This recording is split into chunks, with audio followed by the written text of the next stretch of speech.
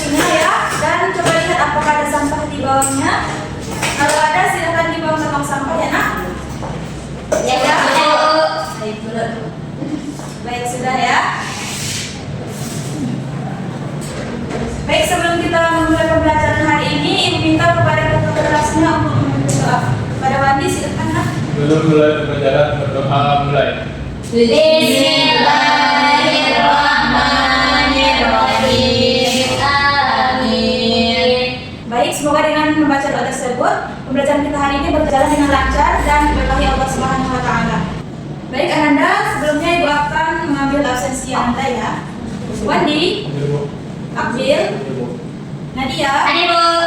Madina, Hadir, Bu. semuanya hadir ya nak? Hadir, Bu. Ya, baik Ananda, untuk materi kita minggu lalu siapa yang masih ingat nak?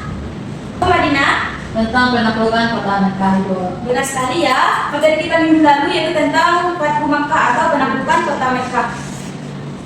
Sebelum kita masuk kepada pembelajaran hari ini, ibu ingin berikan motivasi kepada Ananda, yaitu keberhasilan Islam berkembang luas setelah wafatnya Rasulullah SAW. Tidak terlepas dari perjuangan dan pengorbanan para khulafaur rasyidin. Dari mereka kita belajar tentang yang namanya tanggung jawab, keberanian, mengambil keputusan, dan serta pentingnya menjaga persatuan dalam menghadapi berbagai tantangan.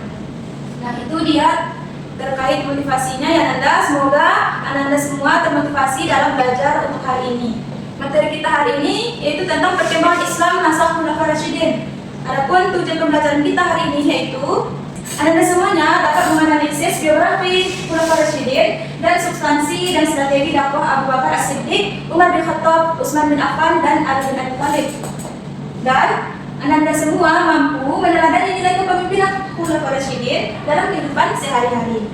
Baik Anda, untuk penjabaran materi kita hari ini, silakan Anda menyaksikan video pembelajaran berikut ini ya.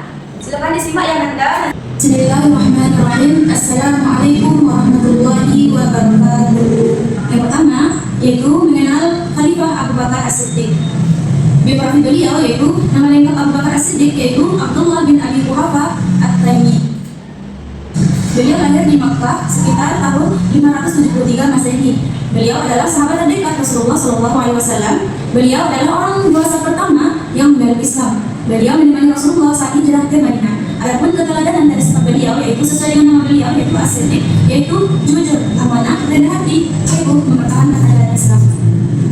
Adapun substansi dan strategi yang Abu Bakar As-Siddiq yaitu yang pertama peristiwa Riddah, selanjutnya substansi yang kedua yaitu publikasi Al-Quran, substansi yang ketiga perluasan wilayah. Khulafaur rasyidin yang kedua yaitu Khalifah Umar bin Khattab. Biografi beliau yaitu Umar bin Khattab, namanya yaitu Umar bin Khattab bin Nufail. Lahir sekitar tahun 584 Masehi di Mekah. Beliau memeluk Islam pada tahun ke-6 kenabian dan menjadi khalifah yang kedua. Adapun sifat keteladanan dari beliau yaitu beliau Umar bin Khattab yaitu memiliki sifat yang tegas, adil, berani, bertanggung jawab. Selanjutnya ada substansi dan strategi dakwah Umar bin Khattab yaitu mengatur administrasi negara. Yang kedua yaitu menegakkan undang-undang, dan yang ketiga membentuk departemen. Khalifah yang ketiga yaitu Khalifah Utsman bin Affan. Nama lengkap beliau yaitu Utsman bin Affan bin Abil As. Beliau lahir pada tahun 576 Masehi. Beliau berasal dari Bani Umayyah dan beliau adalah pedagang yang kaya dan dermawan. Beliau menjadi khalifah yang ketiga. Adapun sifat keteladanan dari beliau yaitu beliau bersifat dermawan, pemalu, sabar, dan berhati. Adapun substansi dan strategi dakwah Khalifah Utsman bin Affan yaitu pembukaan Al-Quran, dan yang kedua yaitu perluasan wilayah. Selanjutnya yaitu Khalifah Ali bin Abi Thalib. Nama lengkap beliau adalah Ali bin Abi Thalib bin Abdul Muthalib. Beliau lahir sekitar tahun 600 Masehi. Beliau merupakan sepupu sekaligus menantu Rasulullah SAW. Beliau merupakan orang pertama dari kalangan anak-anak yang memeluk Islam. Beliau menjadi khalifah yang keempat. Adapun sifat keteladanan dari beliau yaitu substansi dan strategi dakwah Ali bin Abi Thalib yaitu yang pertama memecat kepala-kepala daerah yang diangkat Utsman, kemudian mengirim kepala daerah yang baru yang akan menggantikan mereka. Yang kedua yaitu mengambil kembali tanah-tanah yang dibagikan Utsman kepada kerabatnya tanpa jalan yang sah. Baik Anda, itulah penjabaran materi kita pada hari ini. Selamat bertemu di materi selanjutnya. Wassalamualaikum warahmatullahi wabarakatuh. Baik Ananda, nah dari penjabaran materi tersebut, Ibu akan membagi Ananda kepada 4 kelompok ya, berdasarkan dari keempat khulafaur rasyidin tersebut. Nah di sini Ibu akan membagikan infografis ya, dengan materi yang berbeda. Nah ini Ibu bagi dulu kelompoknya. 2, Abdul kelompok 3, dan Wani kelompok 4. Sesuai urutan khalifahnya.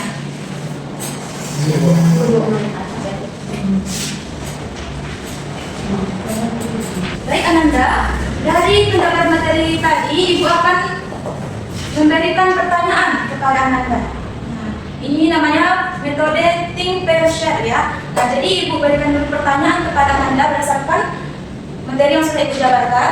Pertanyaan lalu Ananda pikirkan, dan setelah dipikirkan 2-3 menit untuk memikirkan jawabannya. Lalu Ibu akan menggabungkan Ananda secara berpasangan dengan teman Ananda untuk mendiskusikan pertanyaan tersebut, mencari jawabannya. Lalu nanti didiskusikan dan di-share, disampaikan. Di depan kelas ya. Pertanyaannya yaitu untuk kelompok 1, yaitu setelah wafatnya Rasulullah SAW terjadi kemurtadan dan penolakan zakat di beberapa kabilah Arab. Mengapa Abu Bakar As-Siddiq memutuskan memerangi kelompok tersebut? Jelaskan substansi dakwah yang ingin dipertahankan melalui kebijakan ini. Nah, itu untuk pertanyaan kelompok 1. Kelompok 2, Umar bin Khattab melakukan perluasan wilayah Islam hingga ke Persia, Syam, dan Mesir. Sebagian orang berpendapat bahwa tujuan utamanya adalah politik.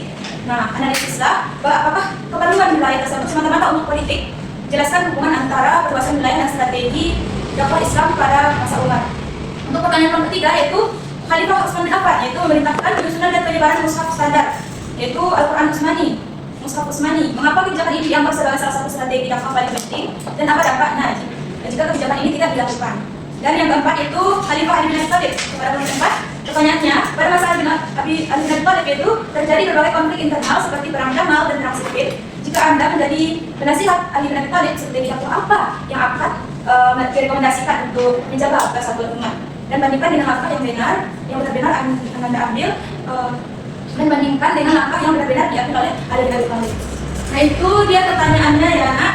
Nah, akan dipikirkan jawaban dari pertanyaan tersebut ya nak. Baik, pikirkan 2-3 menit, ini berikan waktunya. Baik, sudah 2 menit ya nak. Nah, Ibu akan menghubungkan atau membagi Anda menjadi berpasangan untuk mendiskusikan pertanyaan tersebut. Tadi sudah dipikirkan kan? Nah, selanjutnya didiskusikan. Ini kelompok 1 dan 2 silakan didiskusikan untuk pertanyaan 1 dan 2 ya nak. Nah ini dia pertanyaannya ya nak, Ibu bagikan.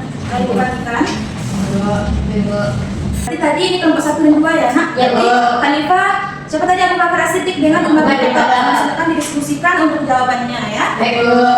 Untuk kelompok 3 dan 4 silakan didiskusikan untuk pertanyaan 3 dan 4 yaitu Khalifah Utsman bin Affan dan Ali bin Abi Thalib. Nah, ini dia 3 dan 4 silakan didiskusikan jawabannya. Nanti disampaikan di hadapan kelas ya nak.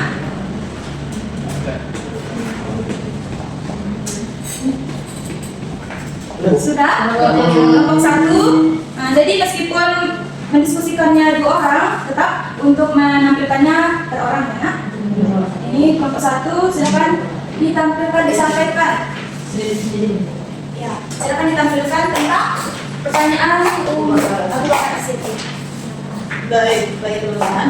Saya perwakilan dari kelompok 1 akan mempresentasikan sudut diskusi kami, yaitu pertanyaannya setelah wafatnya Rasulullah SAW terjadi kemurtadan dan penolakan zakat di beberapa kabilah Arab. Mengapa Abu Bakar As-Siddiq memutuskan memerangi kelompok tersebut? Jelaskan substansi dakwah yang ingin dipertahankan melalui kebijakan ini.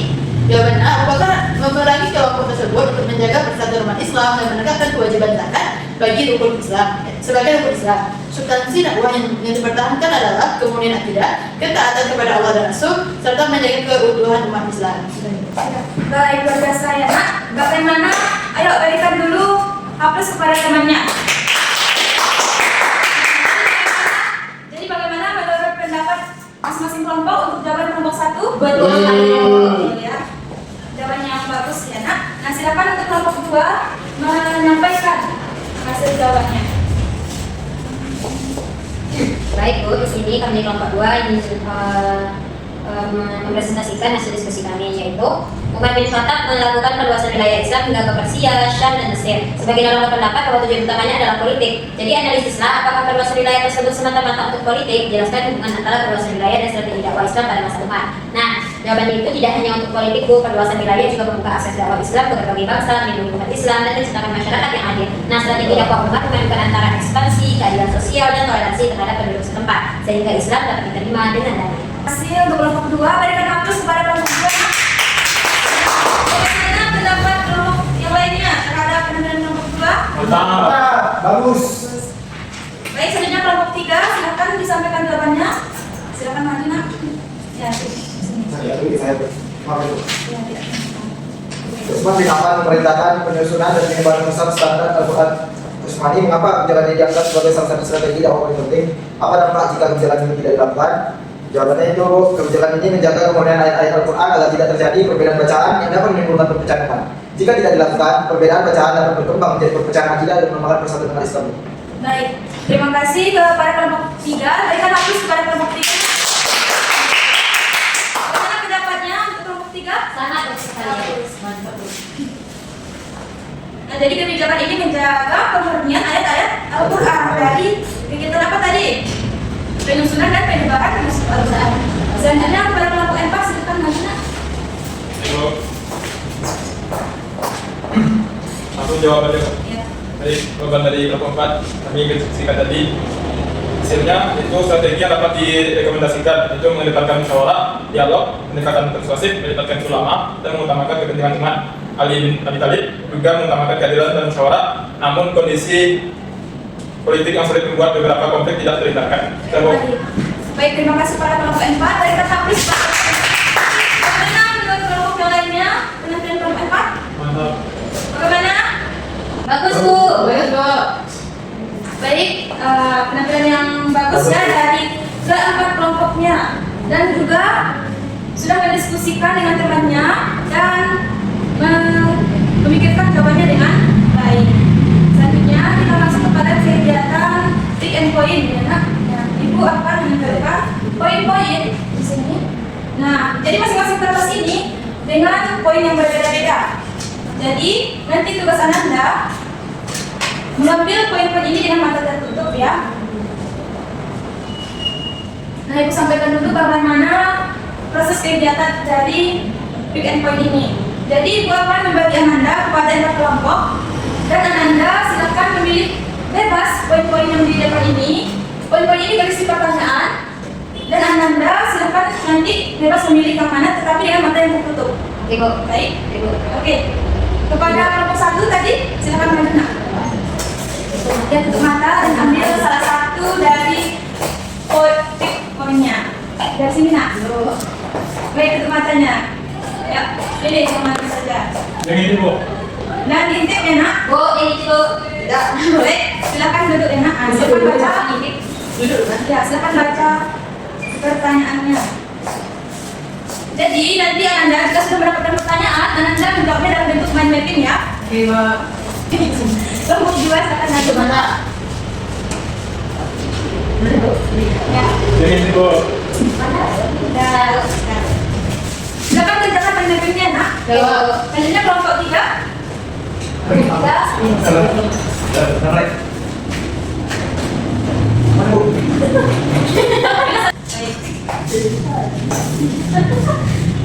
Selanjutnya kelompok 4. Ibu potongan deh. Dari sini. Nah, kita boleh. Berarti ambil kertasnya.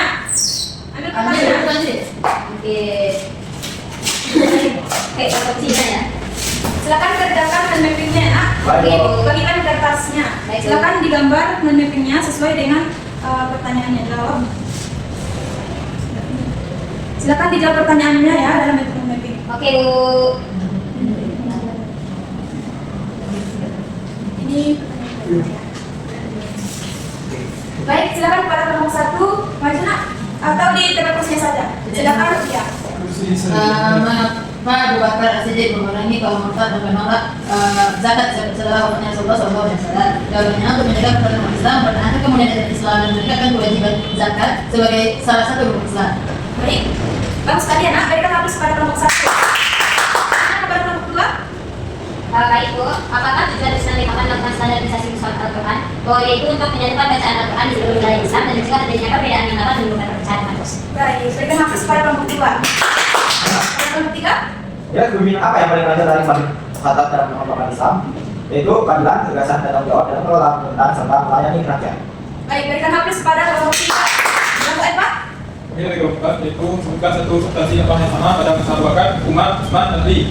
Jawabannya meningkatkan ajaran Islam dan menjaga persatuan umat Islam. Satu. Baik, berikan hapus pada kelompok 3. Baik, Anda kegiatan selanjutnya yaitu kita akan bermain game word ya. Baik, Bu. Baik, kepada kelompok 1 silakan maju nak. Nah, silakan pilih jawaban dari pertanyaan tersebut. Ya. Wah, benar benar. Nanti kelompok 2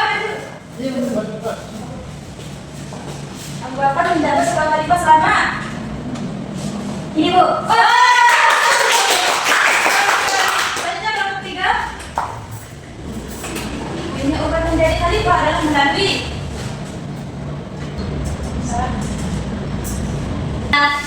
tidak apa-apa ya. Cepat saja. Kelompok 4. Cepat. Ini kan. Wah. Anda, ini dia permainannya yang kita lihat jawabannya. Baik. Ibu berikan apresiasi kepada Anda yang telah menjawab pertanyaan dengan baik. Tapi untuk yang salah menjawabnya jangan berkecil hati ya nak. Ya, terus belajar. Ya, bagus sekali. Terus belajar dan jangan menyerah. Baik Ananda, dari materi kita hari ini, siapa yang terlebih dahulu yang ingin menyimpulkan nak? Silakan, Wandi. Silakan. Kurang ajar dari ini itu tentang Khulafaur Rasyidin adalah 4 sahabat utama Rasulullah SAW memimpin umat Islam setelah dia wafat, yaitu Abu Bakar, As-Siddiq, Umar bin Khattab, Utsman bin Affan, dan Ali bin Abi Thalib. Masing-masing mereka memiliki karakter, kebijakan, dan tantangan yang berbeda. Tapi seluruhnya memimpin dengan berpedoman pada Al-Quran. Baik, bagus ya nak. Nah, jadi di bawah kepemimpinan mereka tersebut Islam berkembang dengan cepat. Nah, baik dalam aspek keagamaan, pemerintahan, pendidikan, maupun wilayah kekuasaan. Jadi kepemimpinan Khulafaur Rasyidin ini menjadi teladan bagi umat Islam.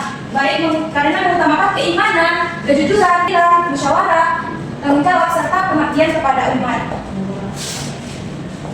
Baik Ananda, untuk materi kita selanjutnya yaitu tentang peradaban Islam Daulah Umayyah di Damaskus. Ibu minta kepada Ananda untuk membaca bukunya pada halaman 79 sampai 82. Dan silakan kerjakan tugas pada halaman 87 ya nak. Ya, Bu. Baik. Baik, karena sudah berakhir pelajaran kita hari ini, Ibu minta kepada ketua kelas untuk menyiapkan ya nak. Baik, Bu. Silakan kepada ketua kelasnya. Sebelum kita mengambil pelajaran, asal kita mengucapkan Alhamdulillah. Alhamdulillahirabbil alamin. Disempurnakan dengan doa kafaratul majelis. Subhanallahumma wa bihamdika, asyhadu an la ilaha illa anta, astaghfiruka wa atubu ilaik. Baik Ananda, wassalamualaikum khairat ya Ananda, semangat belajarnya dan berkecil hati yang putus asa. Baik, hati-hati saat pulang ya Ananda. Wabillahi taufiq wal hidayah. Wassalamualaikum warahmatullahi wabarakatuh. Waalaikumsalam warahmatullahi wabarakatuh. Selamat.